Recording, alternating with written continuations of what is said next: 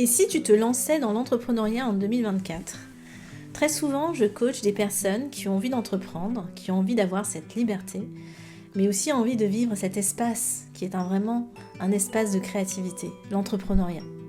Elles ont souvent en plus des idées très très intéressantes en plus, mais voilà, elles ont hyper peur de le faire, elles ont hyper peur de devenir entrepreneurs. Avant de poursuivre cette histoire de se lancer dans l'entrepreneuriat, laisse-moi me présenter si tu ne me connais pas. Je suis Ouli Balza, fondatrice de Coaching by O et du Sommet du Leadership Singulier. J'aide des personnes multipassionnées à prendre conscience que leur singularité est une force et qu'elles ont tout le potentiel pour designer un projet professionnel engagé, aligné avec leurs valeurs et qui est porteur de sens. Ensemble, nous travaillons à opérer ce que j'appelle une effraction professionnelle. Dans ces podcasts, Winter Vibes by O, je t'accompagne de façon plus intimiste à traverser cette période festive de Noël et Nouvel An. Je te partage des réflexions qui m'ont particulièrement touchée. Je t'encourage, je te donne des clés. Bref, je t'invite à te préparer pour vivre une année 2024 exceptionnelle.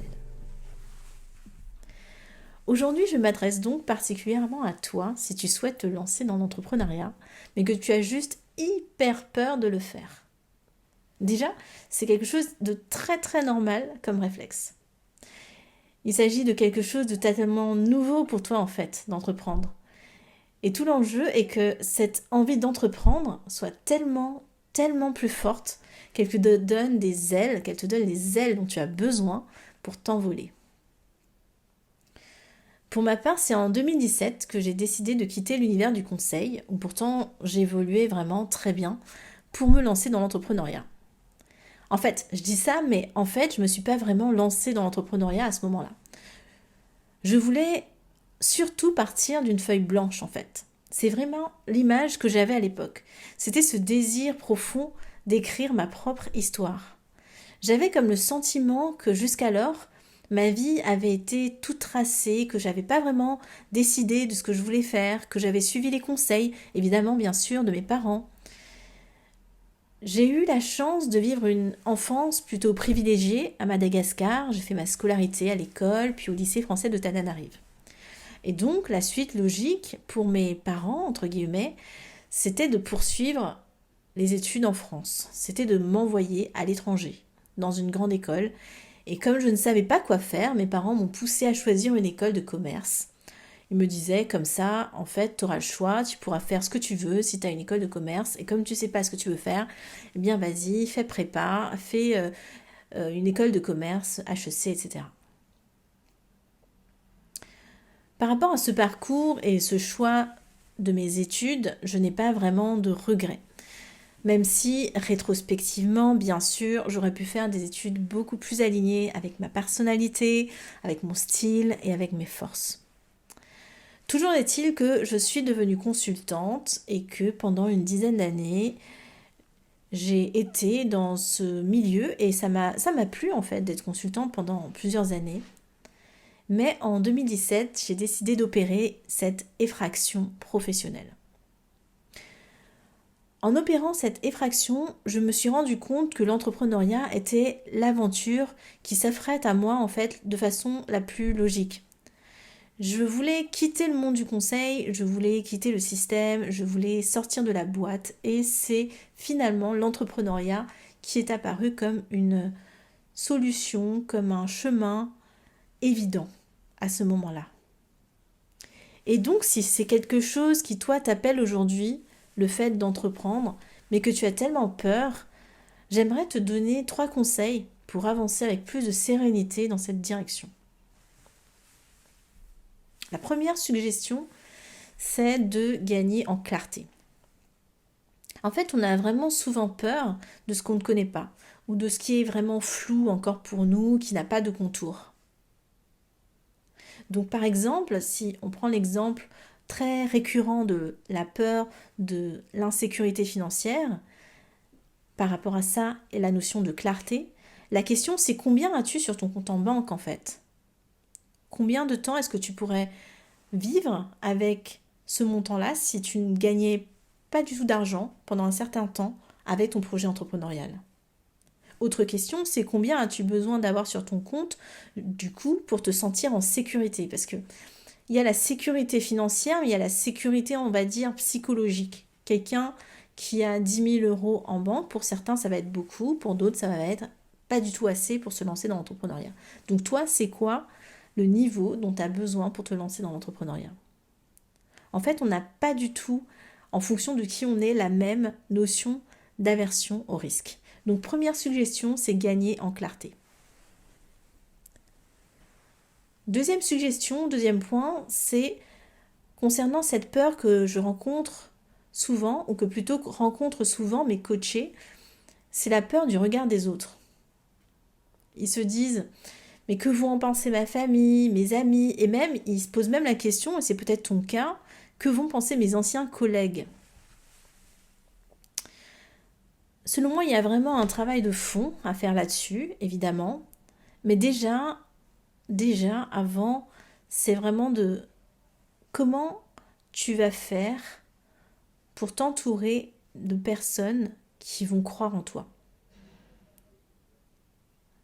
C'est impossible, en fait, d'éteindre le bruit des autres, dans le sens, les gens, ils vont pouvoir toujours te juger, penser des choses, faire des réflexions, même des petits regards qui vont te gêner.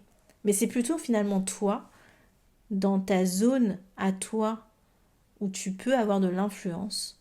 Comment est-ce que tu agrandis ton cercle d'influence pour que dedans entre de plus en plus de personnes qui sont positives pour toi? Comment tu t'écartes de ceux qui sont négatifs?